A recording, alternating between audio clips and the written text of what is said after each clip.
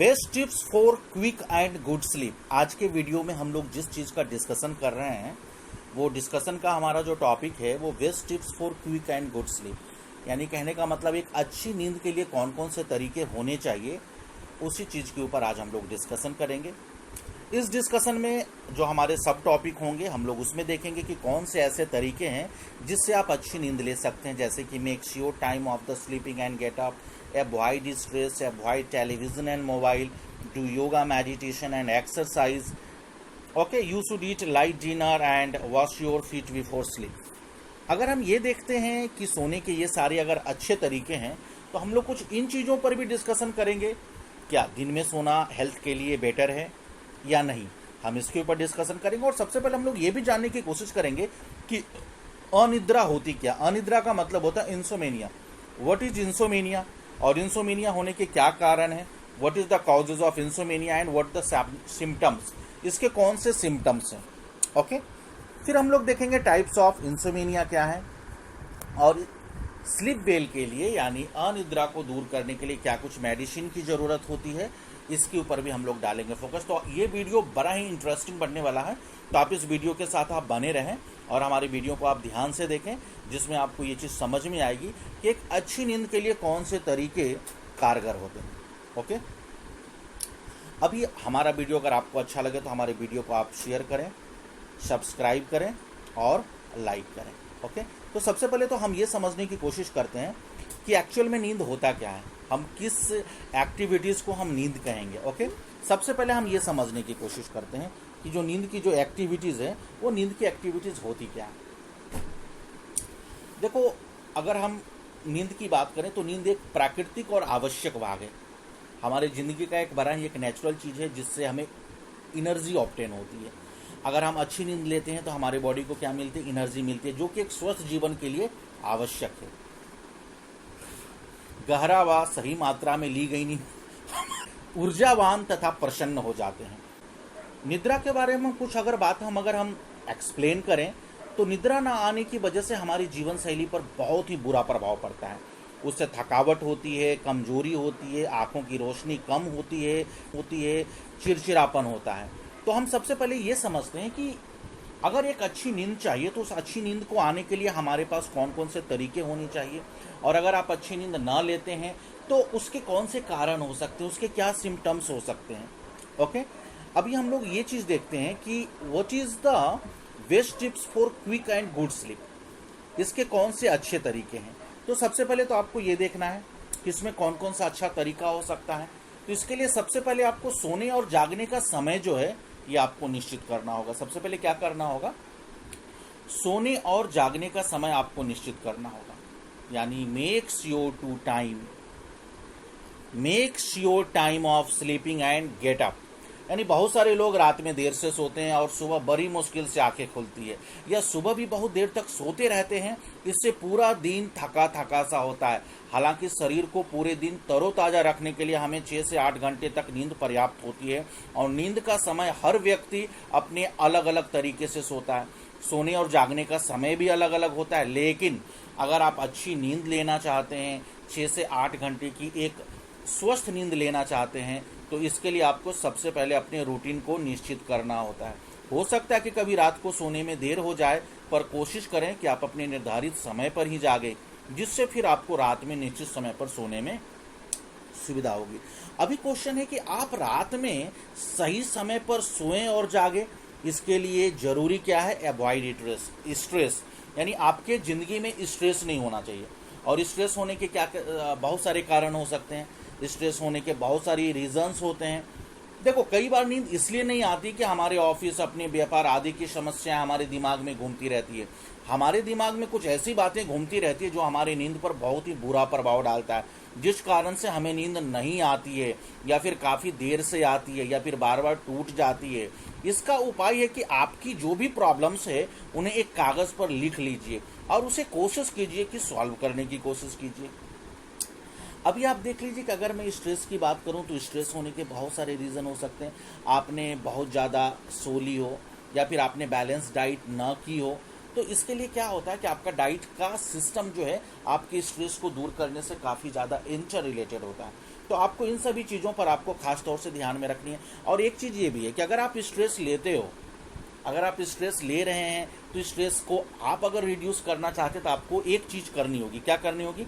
आपको सबसे पहले करना होगा, मोबाइल और टीवी से आपको दूरी बनानी पड़ेगी। मोबाइल और टीवी से आप कैसे दूरी बना सकते हैं, इस चीज़ को हम लोग थोड़ा सा समझते हैं। अगर आप मोबाइल और टीवी से कनेक्टेड रहोगे तो आपको नींद बिल्कुल ही नहीं आएगी। यानी रात को सोने से पहले टीवी देखना या मोबाइल पर लगे रहना आजकल जीवन शैली का एक अहम हिस्सा बन गया है। तो आप टीवी देख सकते हैं, मोबाइल भी यूज़ कर सकते हैं, लेकिन जब सोने जाएं तो टीवी देखना बंद कर दें और मोबाइल को तो अपनी पहुंच से काफ़ी दूर रखें, जिससे क्या होता है कि आप एक अच्छी नींदें आप ले सकते हैं। ये सारी जो चीज़ें हैं बहुत ही बेसिक चीज़ें हैं जो जनरली लोगों को पता होता है, लेकिन लोग इसे कर नहीं पाते हैं। अभी देख लो हमारे कैरियर में ये भी है कि योगा, मेडिटेशन और एक्सरसाइज का क्या कंट्रीब्यूशन होता है। अभी देखो, आप अपने डेली रूटीन के लाइफ में आप योगा, मेडिटेशन और एक्सरसाइज को आप जोड़ सकते हैं।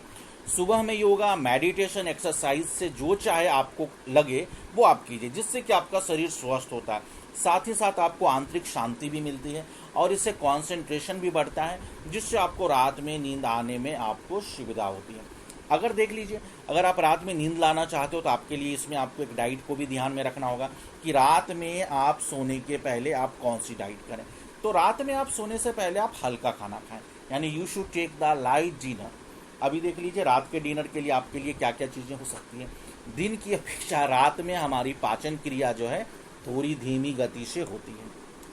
आप इस बात को थोड़ा सा ध्यान से समझें कि जो हमारा डाइजेस्टिव सिस्टम है वो दिन की अपेक्षा रात को, हमारी जो डाइजेस्टिव सिस्टम होती है वो बहुत ही स्लो काम करती है। ज़्यादातर मसालेदार खाने से एसिडिटी और गैस की प्रॉब्लम्स भी हो जाती है। अतः रात को हल्का खाना ही खाना चाहिए, और हल्का खाना खाने से ब्लड शुगर भी आपका कंट्रोल में होगा। जो आपकी जो डायबिटीज़ का जो लेवल है वो भी आपका कंट्रोल में होगा। कोशिश करनी चाहिए कि खाना खाने के 1-2 घंटे बाद ही सोएं। देखो, खाना खाने में और आपके सोने के बीच कहीं ना कहीं 1 से 2 घंटे का आपका डिफरेंस होना चाहिए। अब उस 1 से 2 घंटे के अंतराल में आप बहुत सारी काम कर सकते हैं। या तो आप घूम सकते हैं, वॉक कर सकते हैं, या फिर आप बैठ करके कुछ आप पेपर पढ़ सकते हो, या फिर बैठ करके आप कुछ टीवी देख सकते हो। लेकिन आप कोशिश करें कि टीवी और मोबाइल को सोने से पहले आप इसे काफ़ी दूर रखें। और अगर मैं लाइट फूड की बात करें तो लाइट फूड में बहुत सारी चीज़ें आती हैं, जैसे आपका हो गया वाइट राइस, मिल्क हो गया, फैटी फिश हो गया, बनानास हो गए, बहुत सारी चीज़ें होती हैं, आलमंड्स हो गया। आप इन सभी चीज़ों का आप इस्तेमाल कर सकते हैं लाइट फूड्स के रूप में। ओके, अभी हम ये भी देखते हैं, एक सबसे बड़ा एक इम्पोर्टेंट चीज़ें ये भी होती है कि आप तो चलो आपने खाना आपने हल्का खा लिया, आपने टीवी मोबाइल को दूर रख लिया, आपने स्ट्रेसेस को आपने अवॉइड कर लिए, लेकिन इसमें एक चीज़ें आपको ध्यान में रखनी है कि सोने से पहले wash your feet before sleep, यानी सोने से पहले अपने पैर को धो लें।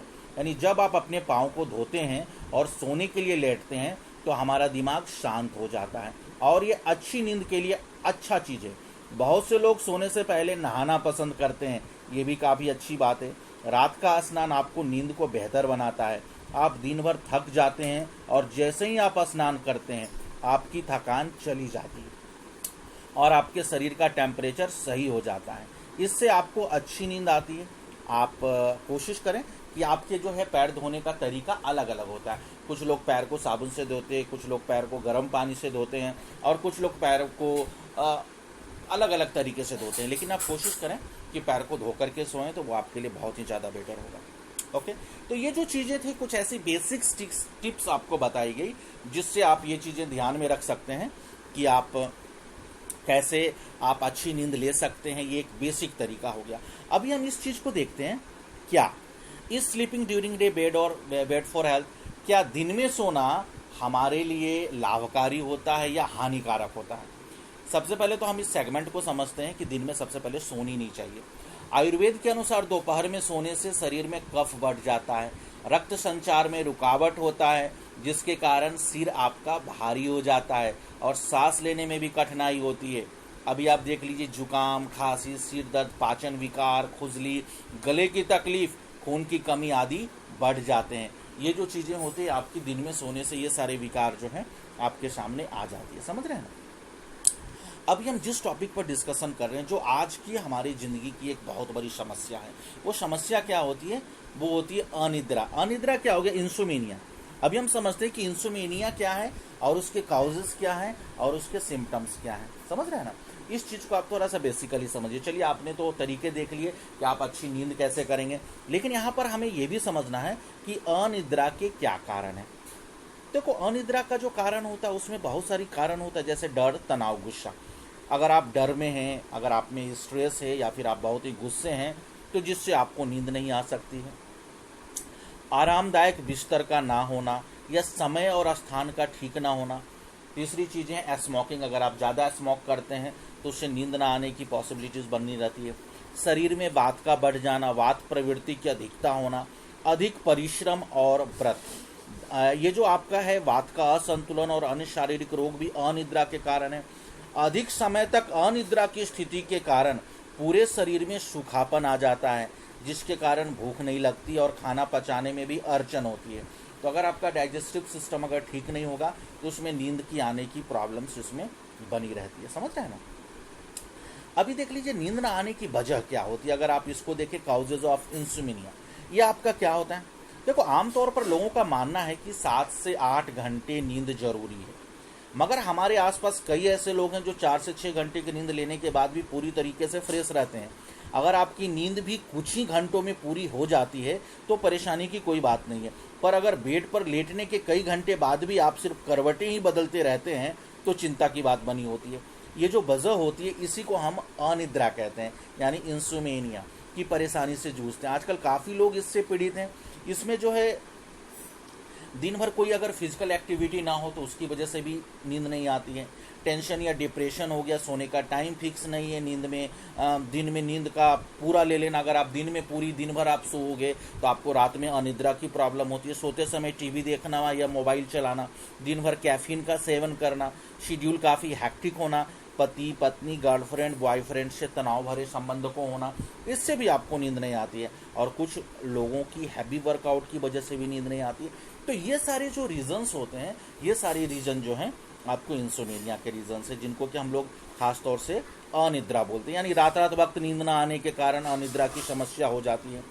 अभी देखो, अनिद्रा नींद से जुड़ा हुआ एक प्रकार का विकार है जिसको कि हम लोग डिफेक्टिव बोलते हैं। अगर आपको नींद नहीं आती है, अगर आप बहुत दिन तक अगर आप नींद नहीं कर रहे हो, जिससे कि आपका मेंटल अनबैलेंस यानी आपको मानसिक विकृति आपको पैदा हो जाती है। ओके, देखो, जिसकी वजह से पर्याप्त नींद ना आने की वजह से थकावट आपको महसूस होता है। अगर किसी भी शख्स पर अनिद्रा ज़्यादा दिनों तक हावी हो जाए, पीड़ित हो जाए, तो वो मानसिक और शारीरिक समस्याओं के चपेट में आ जाता है। इस बात को आप ध्यान में रखें। तो आप फाइनली इस चीज़ को समझें कि कॉजेज ऑफ इंसोमेनिया जो है वो तनाव है, चिंता है, सीने में जलन, किसी प्रकार का स्ट्रोक होना, किसी दवाई का दुष्प्रभाव होना, नींद से जुड़े विकार होना, सिर दर्द, अस्थमा, हार्ट अटैक्स और रजनोवृत्ति, इन सारी वजहों से आपको होते हैं इंसोमेनिया। अभी हम देखते हैं कि इसमें सिम्टम्स कौन कौन से आते हैं। आप कैसे पहचानेंगे कि आपको इंसोमेनिया है? तो इसमें सिम्टम्स में आपको समझना है कि रात में देर तक जगना। अगर आप रात में देर तक जग रहे हो तो आपको समझना है कि आपकी इंसोमेनिया के कैरेक्टरिस्टिक हैं। नींद न पूरी होने के कारण थकावट महसूस होना, ये भी इंसोमेनिया के कैरेक्टरिस्टिक है। सोने से पहले देर तक जागना, सोने के लिए अलग अलग तरीके अपनाना, देरी से सोने के बाद जल्दी उठ जाना, ये भी अनिद्रा के पहचान है। ये सारे इंसोमेनिया के सिम्टम्स हैं। ओके, अब हम लोग थोड़ा सा ये देखते हैं कि ये तो अभी आपने देखा what is insomnia, causes and symptoms. अब हम देखते हैं कि इंसोमेनिया के टाइप्स क्या होते हैं, chronic and acute. Basically types बहुत सारे हैं, लेकिन अभी आपको एक बेसिक तरीके से समझना है कि टाइप्स ऑफ इंसोमेनिया क्या है। तो ये जो दो टाइप्स हैं, एक तो क्रॉनिक है और दूसरा एक्यूट है। क्रॉनिक इंसोमेनिया जो है एक गंभीर प्रकार की, जिसमें महीने भर से ज़्यादा आपको नींद न आने की परेशानी हो सकती है। कई मामले में अनिद्रा का यह प्रकार किसी अन्य शारीरिक बीमारी के दुष्प्रभाव के कारण भी आ जाता है। और एक्यूट इंसोमेनिया है। एक्यूट इंसोमेनिया अनिद्रा की वो स्थिति है जिसमें आपको कुछ दिनों या कुछ हफ्तों तक नींद न आने की परेशानी हो सकती है। यह अनिद्रा का आम प्रकार है जो काम या किसी प्रकार के तनाव के कारण भी आ सकती है। तो आपको समझना है कि जो एक्यूट इंसोमेनिया है जो कुछ दिन और कुछ हफ्ते की होती है, और जो क्रॉनिक जो होती है वो आपको महीने भर से ज़्यादा के भी केसेज इसमें देखने को मिलते हैं। समझ रहे हैं? अभी देख लो, हम लोग आगे देखते हैं कि क्या अनिद्रा होने के कारण यानी इंसोमेनिया से जो ग्रसित लोग हैं, क्या उनको कोई दवाई का सहारा लेना चाहिए या नहीं लेना चाहिए। हम लोग इस चीज़ के ऊपर डिस्कशन करते हैं। और अगर वो दवाई लेते हैं तो क्या उस दवाई का कोई साइड इफेक्ट होता है। तो हमारा मानना ये है कि अनिद्रा के लिए आप तो सबसे पहले एक नेचुरल तरीके का इस्तेमाल करें और आयुर्वेदिक प्रोसेस को देखें। लेकिन अगर आप दवाई लेते हैं तो दवाई आप डॉक्टर की सलाह से लें, ना कि आप अपने मन से दवाई लें। तो इसमें मैं कुछ दवाई इसमें रेकमेंड कर रहा हूँ, लेकिन आप ये जो दवाई है, आप ये दवाई डॉक्टर की सलाह से ले सकते हैं। इसमें एक जो दवाई है स्लिपबिल 10 mg की दवाई आती है। ये दवा जो है सेडेटिव के रूप में काम करती है, जिसे हाइप्नोटिक के रूप में भी जाना जाता है। ये उन रोगियों में मस्तिष्क के असंतुलित केमिकल्स यानी जो अनबैलेंस केमिकल्स के ऊपर कार्य करता है, जो अनिद्रा से पीड़ित हैं। यानी जो इंसोमेनिया के पेशेंट होते हैं उसके वो मेंटल टिश्यूज के ऊपर काम करता है। जो अनबैलेंस्ड केमिकल जो होते हैं उनके दिमाग में, उसे वो दूर करता है। इस दवा को किसी और के साथ दवा में न लें, यह प्राइमरी रूप से, क्योंकि निर्धारित खुराक पुरुष और महिला दोनों के लिए होता है। इस दवा के जो दुष्प्रभाव पर विचार करते समय इसके सबसे आम साइड इफेक्ट्स देखे गए हैं। इस दवाई को जब आप लेते हैं तो इस दवाई में आपको कुछ साइड इफेक्ट्स भी आ सकते हैं। उस साइड इफेक्ट्स को आप थोड़ा सा ध्यान में रखें। अस्थिरता यानी अनस्टीडीनेस, कन्फ्यूजन, चक्कर का आना यानी डिजीनेस, फास्ट हार्टबीट, वो हार्टबीट्स थोड़ी सी फास्ट आपको दिखाई देगी। ड्रॉजीनेस यानी ओनिंदापन, धुंधली दृष्टि यानी blurred vision, and dry mouth यानी आपका मुंह जो है थोड़ा थोड़ा आपको सूखा लगेगा। ये इस दवाई के साइड इफेक्ट हैं। जरूरी नहीं है कि ये सारे साइड इफेक्ट्स आपको दिखे, जिसमें से कुछ भी आपको दिख सकते हैं। तो आप ये जो दवाई है, ये जो दवाई में स्लिपबिल 10 mg टैबलेट्स है, जो आप इंसोमेनिया में ले सकते हो, लेकिन डॉक्टर के निगरानी में आपको ये दवाई लेनी है। अपने मन से ऐसी कोई दवाई नहीं लेनी है। आप सबसे पहले कोशिश करें कि जो स्लिप बेल की टेक्निक्स जो मैंने आपको बताई है, आप उसका इस्तेमाल करें। जो स्लिप बेल्स की जो टेक्निक्स आपको बताई गई है, सबसे पहले आप उन्हें इस्तेमाल करके इसे दूर करने की कोशिश करें। तो ये हमारा वीडियो, आज का जो वीडियो था वो स्लिप बेल के ऊपर बेस्ड था, जिसमें मैंने आपको बताया कि एक अच्छी नींद के लिए क्या क्या जरूरी है, नींद न आने के क्या क्या कारण हैं, क्या काउजेज हैं, क्या सिम्टम्स हैं, और क्या होता है अनिद्रा, उसके लिए आप कौन सी दवाई ले सकते हैं डॉक्टर के साथ। और हमारा वीडियो आपको पसंद आता है तो हमारे वीडियो को लाइक करें, सब्सक्राइब करें